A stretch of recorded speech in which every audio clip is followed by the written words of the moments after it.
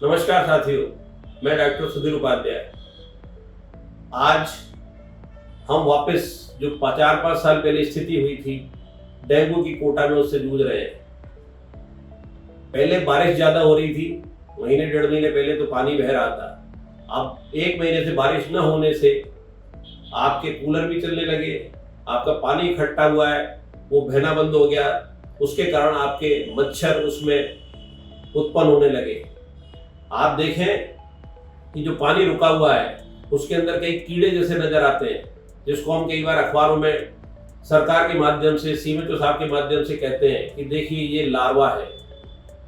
ये डेंगू का मच्छर हमेशा अच्छे पानी के अंदर, रुके हुए पानी में ही पैदा होता है। 8-10 दिन के अंदर उसमें लार्वा बनता है और वो कीड़े जैसा दिखता है, फिर उसके हल्के से पंख आते हैं और 8 दिन में उस सतह पर आकर वो छोटे मच्छर में उत्पन्न हो जाता है। तो आप कहीं भी पानी रुका नहीं होने दें, यहाँ तक कि छत पर देखें कि छत पर अपन कई बार टायर फेंक देते हैं, कोई सामान फेंक देते हैं, कोई टूटा हुआ बर्तन फेंक पड़ा होता है, प्लास्टिक का होता है, उसमें अगर थोड़ा भी पानी होगा उसमें डेंगू का मच्छर आ जाएगा।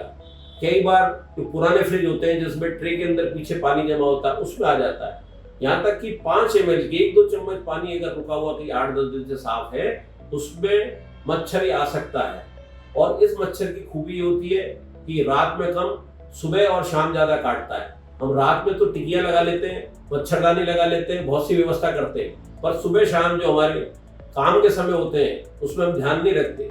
तो उससे बचाव का तरीका है कि पूरे कपड़े पहने, पूरी भाव की शर्ट पहने, नीचे मोजे जूते पहने, पूरी पैंट पहने, पूरे कपड़े पहने, जिससे कि वो काट ना सके। और बाजार में बहुत सी तरह के जो उसके प्रतिरोधक होते हैं, जो भगाते मच्छर को, ऐसी क्रीमें मिलती हैं, वो लगा के रखें। कुछ स्प्रे भी मिलते हैं, वो काम आते हैं। दूसरा, जहां पर भी पानी जमा है उसमें या तो मिट्टी डाल दें, या बड़े स्तर पर पानी जमा है तो वहां जला हुआ तेल डाल सकते हैं। यदि तालाब में अगर आपको मच्छर दिख रहे हैं तो आप सरकार से कह सकते हैं, जो प्राथमिक स्वास्थ्य केंद्र है, सामुदायिक स्वास्थ्य केंद्र है, या सीएमएच ऑफिस के अंदर कह सकते हैं, वहां एक तरह की मछली आती है, गेम्बूजिया मछली, जो केवल इसी लार्वा को खाती है और उसकी प्रजनन क्षमता इतनी ज्यादा होती है कि आप थोड़ी सी मछली डालेंगे वो इतनी ज्यादा बढ़ जाएंगी और बढ़ने के बाद वो सारे मच्छर के लार्वा खा जाती है। तो वो तालाब के अंदर डाली जा सकती है। ये बचाव ही उपचार है। इसमें कई बार बड़े बड़े हॉस्टल हैं, जो ऊंचे हॉस्टल हैं, वैसे बहुतों में एसी है लेकिन बहुत से कूलर वाले भी हैं, उसमें हम देखते हैं कि ठंडक होती जा रही है रात में तो हम कूलर नहीं चलाते और पानी उसमें 8-10 दिन 15 दिन रुका रहता है और वो इतनी ऊंचे मंजिल पर है कि वह सफाई की व्यवस्था नहीं हो पाती।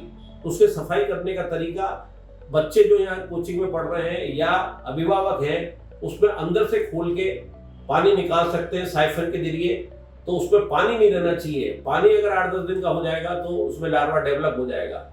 अब इसके काटने के बाद क्या लक्षण आ सकते हैं? 3-4 दिन के अंदर ही बुखार आ सकता है और ये 2-3 तरह के तो साधारण होते हैं, पर जो खतरनाक हेमरेजिक डेंगू होता है वो ज्यादा खतरनाक होता है। वो 3-4 दिन के अंदर ही खून को पतला करके दिमाग में हेमरेज, पेट में हेमरेज कर सकता है।